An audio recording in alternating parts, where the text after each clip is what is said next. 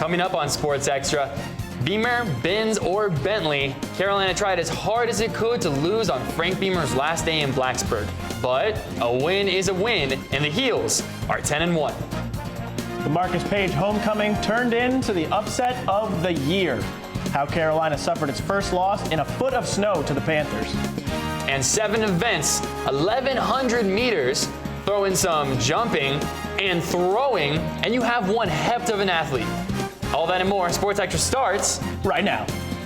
From the University of North Carolina School of Media and Journalism, covering the full range of Tar Heel athletics, this is Sports Extra.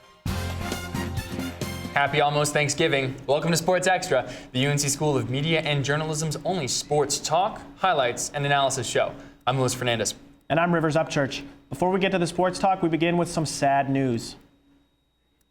Former UNC offensive lineman Ryan Hoffman died Monday after a vehicle struck him while he was riding his bicycle in Haines City, Florida. UNC helped bring Hoffman to Chapel Hill earlier this year to treat and evaluate his mental health problems, which he said might have related to playing football. Hoffman's story is a sad one. Unfortunately, sports can serve as a bit of an escape from a harsh reality. We move on to the Virginia Tech game. With the emotion of Frank Beamer's last game as head coach, this had trap game written all over it. So with Thanksgiving coming up and VT's mascot being a turkey, we're bringing up a turkey call for big plays.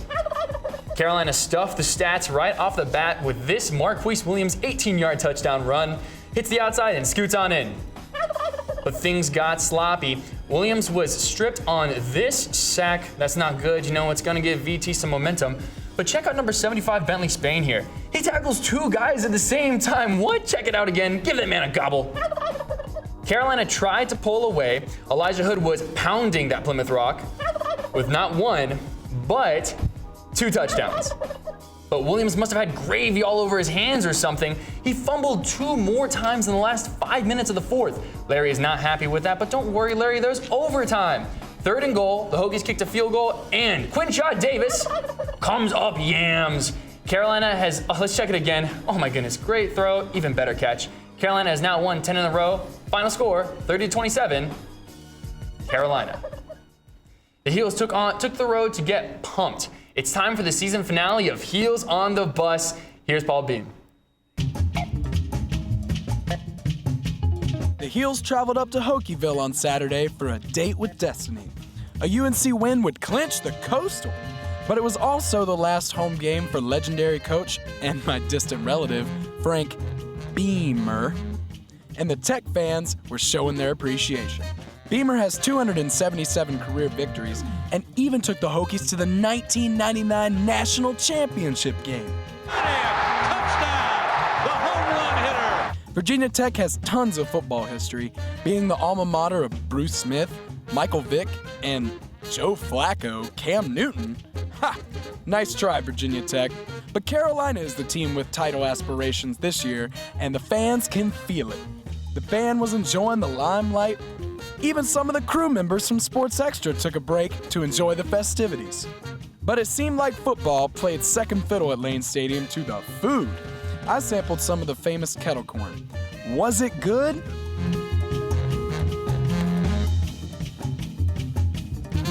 I guess you could say it was poppin'. After a hard-fought game, the Heels were eventually able to gobble up the Hokies and take home the Coastal Division title. TJ and Romar know what's up. Put a ring on it. In Blacksburg, I'm Paul Beam, reporting. No worries, everyone. Heels on the Bus will make a return. We'll see them in March for the ACC tournament. As for the football team, well, they're moving on up in the polls once again. UNC football continues to climb in the rankings. After the overtime win against Virginia Tech, Carolina moves up 1 spot in the AP poll to number 11. It's the highest spot in the poll since the Heels hit number 12 in 1998. Let's go live to Kenan Stadium. Jordan Black is there to recount past Tar Heel glory against NC State. Jordan? Thanks, Rivers. As the Heels prepare for a huge rivalry weekend, it's only appropriate that we recap the awesome moment that was beating State in 2012. And guys, I did something that the Wolfpack couldn't do. I caught up with Gio. 35, Gio, he's at the 50. No, he's not. Yes, he is. Gio is going to take it for a touchdown. Are arguably one of the most historic Carolina football moments. There are people still talking about the play, still kind of like, oh, I was sitting right here, I was sitting right there. Giovani Bernard's 73-yard punt return against NC State, clinching the Heels' first win against that Red School in Raleigh in 6 years. We knew that we wanted to win. We knew they've beaten our butts for the past couple of years, so it was something that we had to win. Before he played his Saturdays in Kenan and Sundays in Paul Brown Stadium for the Cincinnati Bengals, Bernard spent his Friday nights in Brian Piccolo Stadium for the St. Thomas Aquinas High School Raiders. St. Thomas athletics director and former head coach George Smith says he knew he'd see Bernard making big plays one day. In situations like he was in then, all right, where seemingly the game was on the line, which it was, he was the perfect storm for the opposing team. And that's how he played a lot when he was here. Smith led the Raiders to 6 state championships during his 34-year coaching tenure, 2 of which came during Bernard's St. Thomas years. Smith says it's not just Bernard's innate athleticism that led him to become a standout. The way he is with people and the way he treats the people that are around him, he will be remembered for that as much as the great accomplishments he's had on all the athletic fields he's been on. Bernard's modest, but he says character can play a role in football. I'm just a scrappy kind of guy. I'm always going to try to do the best. I'm always going to try to be there for my teammates. Whoever he touches and runs into will benefit from that. And at the end of the day, Bernard says he's just blessed. Obviously a happy person. I'm glad it worked out the way it did. Obviously it started when I was younger, having the passion for the game of football. Guys, I was going to do that punt return like Gio and reenact it. I'm not quite as fast as him, but I did make it to the end zone. And guys, even though we don't have Gio anymore, the Heels are perfectly capable of making big plays. And Carolina fans don't really care how the scoring happens, just as long as there's a lot of it. Gio Bernard will always have a special place in Chapel Hill, and so will Jordan Black. Jordan Black live from the West End Zone in Kenan Stadium. Thanks, Jordan. Football analyst Amanda Lee joins us now. Amanda, a lot of drama against Virginia Tech, but a win is a win. And now just one regular season game left to go. That's right. Coach Fedora had 2 goals for this team coming into the season. Coastal champs, state champs. The Tar Heels clinched their first Coastal Division championship this weekend. Now the only thing standing in their way of that other goal is rival NC State. The Wolfpack is coming into this game with a 7-4 record, but has yet to beat a bowl-eligible team in ACC play. 2 of NC State's conference losses came against Clemson and Florida State, but the Wolfpack gave both teams a hard time. State kept it close with Clemson for most of the game, but lost by 2 touchdowns. The Wolfpack were actually leading Florida State at the end of the first quarter, but then disappeared and allowed 27 straight points in the loss. The Tar Heels can't overlook this NC State team, especially since it's a rivalry game away in a hostile environment. The team shouldn't, but we will anyways. Let's look ahead to the ACC championship game. Clemson's sophomore quarterback Deshaun Watson lit up the NC State defense and threw for 5 touchdowns. He's the Tigers' best weapon and could be a problem for Carolina's defense. The Heisman hopeful has been putting up big numbers all season, with almost 3,000 yards through the air and 642 on the ground. Watson's been hot late, averaging more than 420 yards of total offense per game in November. He scored 32 touchdowns so far this season and leads a Clemson offense that averages 38 points per contest. Carolina got a chance to play Clemson last year, but it was ugly. Watson put on a show against the Tar Heels, throwing for 435 yards and a school record 6 touchdowns in his first collegiate start. Marquise Williams had a great game too, passing for 345 yards and 4 touchdowns, but it wasn't enough as Clemson won the game 50-35. Carolina's defense gave up a whopping 528 yards, but that was a long time ago. With that big matchup against Clemson looming, the Heels still need to take care of business on Saturday against State. Yeah, and the Pack would like nothing more than to spoil Carolina's chances, that's for sure. Football analyst Amanda Lee, thanks. Thanks. The basketball team headed up to Cedar Falls, Iowa, and the Heels got all they wanted and more from a very frisky Northern Iowa team. Carolina seemed like it had everything under control in the first half. Justin Jackson came out of the gate slowly this season, but he had his mojo back in the first half of this game. There he is, knocking down his first 3 of the season. But right at halftime, Wes Washpun from Northern Iowa from half court, and he nails it. Let's look at that again. Washpun gets the ball with 2.8 seconds left, gets a running start, and then he just launches it. Nothing but net.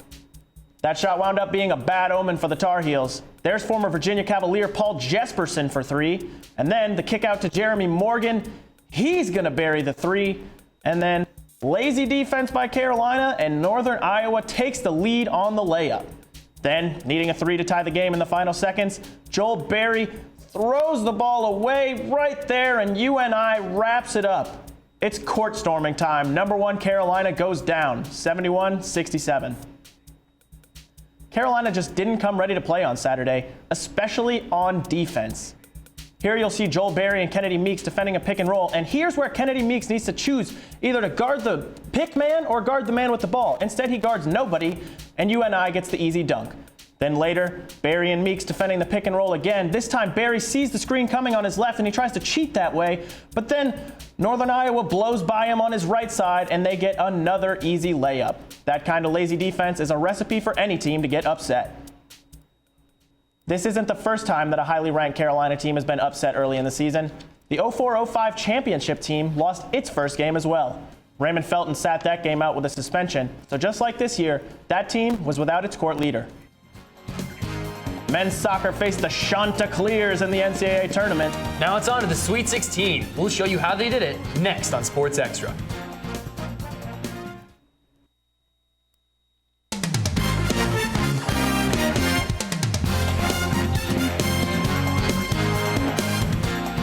Seeded Tar Heels field hockey team took down rival Duke 2-0 in the NCAA Final Four. 3 minutes into the action, senior midfielder Nina Notman sent a hard shot toward the cage, and freshman forward Malin Everett tipped it in for a 1-0 early lead. Everett would later seal the win with her second score of the game, and the Heels beat the Blue Devils 2-0. The Tar Heels took on top-ranked Syracuse in the championship on Sunday. The Orange scored twice in the first half, putting the Heels into a deep hole. The Tar Heels were able to score early in the second half, and then senior Casey DiNardo went sent a pass to Malin Everett, who put it inside the left post to even the game 2-2. From then on, though, it was all Syracuse. Final score 4-2. Syracuse takes its first national championship, and Carolina finishes as runner-up for the 10th time. Postseason play going on for men's soccer. The Tar Heels battled Coastal Carolina in the second round of the NCAA tournament Sunday night. Carolina got on the board early after David October's cross bounces around in the box. Tucker Hume was there, though, to clean up the trash. Hume and his friends pretty happy on that one. Let's check out Zach Wright, though. He's going to be slot home this one-on-one with the Chanticleers keeper in the second half. And then you know what he does? Points the passer. There it is. Dean Smith would be proud. The Heels won the match 2-1 after Coastal Carolina snagged a late goal. Now let's go ahead and take a look at what lies ahead for Carolina. The 5th-seeded Heels will take on 12-seeded Creighton Saturday at 7 in Chapel Hill. This marks the 7th time UNC has advanced to the tournament's 3rd round in the past 8 years. That's what you call consistency. If Carolina wins, the Heels would play the winner of SMU and Akron. Soccer continues to gain popularity in America with help from non-American players and programs. Gage Tillotson shows us 3 starters on the UNC men's soccer team, bringing the beautiful game to the States. Omar Holness is a junior on the men's soccer team. Although he considers UNC a home now, his original home is Kingston, Jamaica. Holness says the physicality is the largest difference between soccer in America and in Jamaica. I realized that the first day I came here, it's a lot more physical here. It's a lot more physically demanding. Despite being forced to acclimate, Holness says he loves life in Chapel Hill. Holness even has a favorite spot on campus that he loves in particular. My favorite part on campus is Polk Place. Just walk through there sometimes to just clear my head. Holness isn't the only international student to fall in love with UNC. Fellow teammate Robbie George is a senior, and originally he's from Södertälje, Sweden. George's favorite part is the friendliness of life in the good old South. It's the southern hospitality, the family environment here at UNC. It's just an amazing feeling. I have my family across the pond, as they say, and it feels like I have a new family over here. George's European counterpart, David October, is originally from Cambridge, England. October played for an academy in England and says he enjoys having teammates who want to win together rather than who focus solely on themselves. It's been a great experience changing settings and being in a family environment with a close-knit bunch of lads. Despite their original homes, all three are thrilled to be able to call Chapel Hill their home away from home. In Chapel Hill, I'm Gage Tillotson reporting. The International boys have accounted for 5 goals and 7 assists throughout the season. Could women's soccer keep up the winning ways against Texas A&M in the second round of the NCAA tournament? Despite outshooting the Aggies 14-7, the Heels couldn't find the back of the net. A&M scored the only goal of the game in the 28th minute and held on for the 1-0 win. It's been 3 years since UNC has won the NCAA championship. This is the Heels' longest title drought ever. Previously, the Tar Heels had gone 2 straight years without winning a title, only 3 times, all after the year 2000. Carolina faced a lot of adversity late in the season. 5 starters went down with ACL injuries, including Summer Green early in the Texas A&M game. A lot of players are coming back next year, and if they stay healthy, watch out. Those returning players will be gunning for a national title and advancing sports science. Aaron Wygant explains.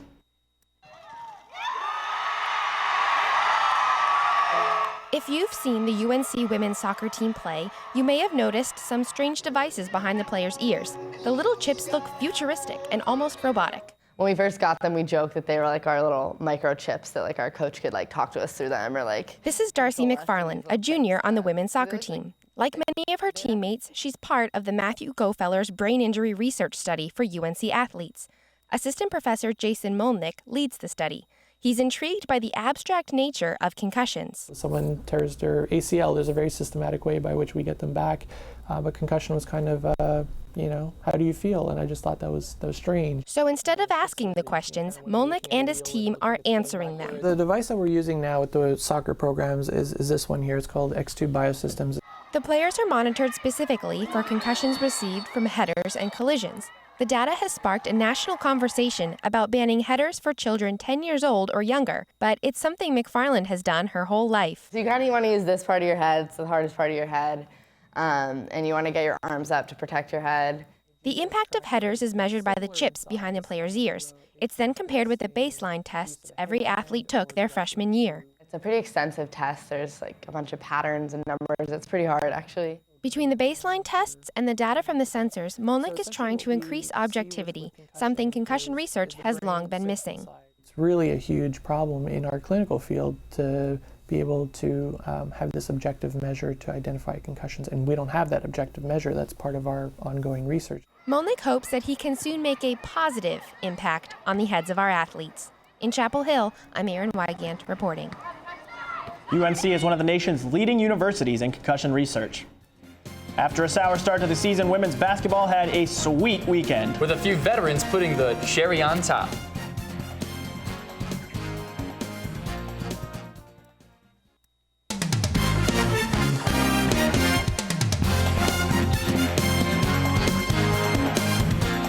The women's basketball team defeated not 1, not 2, but 3 teams this weekend at the Naismith Memorial Basketball Hall of Fame Women's Challenge. Sunday's opponent, Yale. Jamie Cherry actually broke her nose against Fairleigh Dickinson on Friday, but she's not going to let anything get in her way. She shot 7 of 12 from the field and 8 of 9 from the line. And you know what? She wasn't the only one on fire. India Bryant came in big with her first career double-double and a couple of blocks too. Let's check them out. Get that mess out of here. Heels win 70-63. Princess Streeter joins us in the studio. After an 0-2 start, the Tar Heels have now won 4 in a row. A good sign, but boy, is this group thin. This team's issue isn't talent, but depth. The Heels started off ranked 22nd nationally, but lost their first 2 regular season games by a total of 3 points. Only 6 players are averaging more than 17 minutes. Jamie Cherry used to average fewer than 16 minutes a game, and that has jumped to almost 40. Hillary Summers was on the court an average of 7.3 minutes last year, but now averages 35. Senior India Bryant's role has also expanded as her minutes have doubled. The key to a successful season lies in Jamie Cherry, who has to play well even with a broken nose. She and the mask are going to have to carry this team, but luckily she won't have to do it alone. While senior Zylena McDaniel is slowly trying to get back into the rotation, the freshmen have been producing big numbers and stopping opponents defensively, although this group has to mature very quickly. Winning the Naismith Memorial Tournament this weekend helped to boost Carolina's record and generate some momentum with the 4-game win streak. But facing tough opponents later in the season could be too much for the Tar Heels with only a 6 or 7 player rotation. Women's basketball analyst Princess Streeter. Thanks, Princess. Many UNC athletes work their entire lives to hone their skills in one sport. Sean Kavanaugh shows us one Tar Heel who spends every practice working on a lot more than one. Student athletes have to juggle a lot between school and their sports. Tori Kemp has to juggle between school and 7 sports. The redshirt junior is a heptathlete for the track and field team. So the heptathlon is 7 events and it's split between 2 days. Kemp is used to playing multiple sports. She played 3 sports in high school and almost went to college for volleyball, yet something about track just stuck out.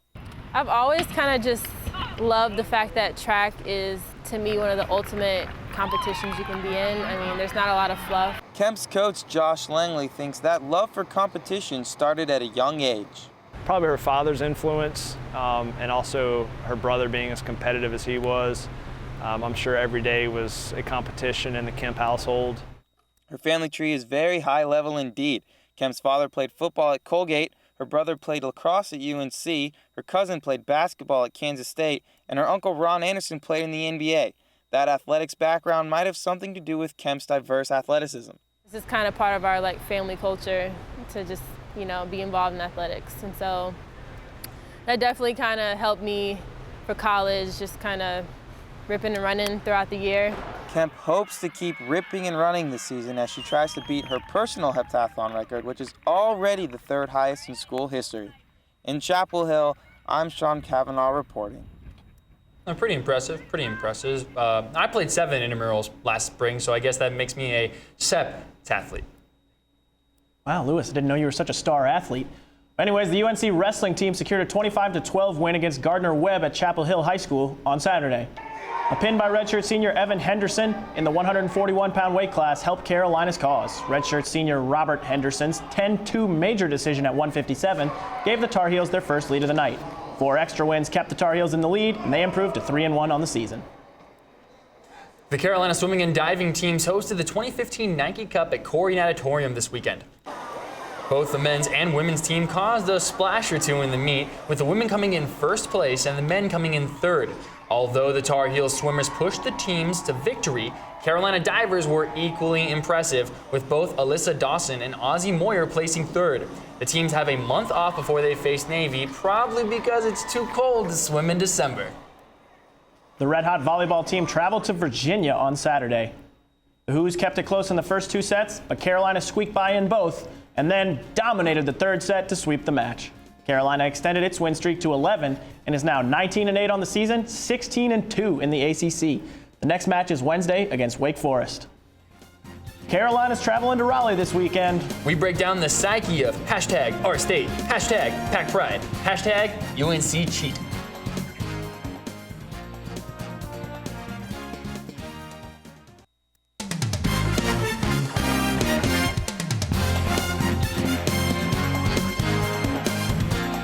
The 105th installment of the NC State-UNC football rivalry will take place this Saturday at Carter Finley Stadium. Luke Akinsola was on both campuses to find out why the series is just so intense. Proximity breeds drama is the saying. UNC will take the trek down Tobacco Road to take on arch nemesis NC State. I was on State's campus to see what about Carolina bugs them so much. I think they're like chumps, like they're stuck up and like soft and just sucky. What comes to mind? Cheaters. Ew. And gross. They're soft. I think they're chewy. And I think they're just a snack that just takes up a bunch of space, useless space that nobody wants. Historian and UNC graduate Freddie Kiger admits that the superiority bravado is alive and well in Chapel Hill. NC State students and alums detest the University of North Carolina for their supposed arrogance. And the feelings about State in Chapel Hill? State, second tier, trash, not up to par. Athletically, I mean, I guess scholastic-wise they're straight, but as far as on the athletic field, actually, no, academically too, they're not as good as us. I guess we'll have to see who State it really is this weekend. In Chapel Hill, I'm Luke Akinsola reporting. You know, it's going to be a very intense game, Rivers. NC State hates UNC so much, and UNC needs to keep on winning to keep playoff chances alive.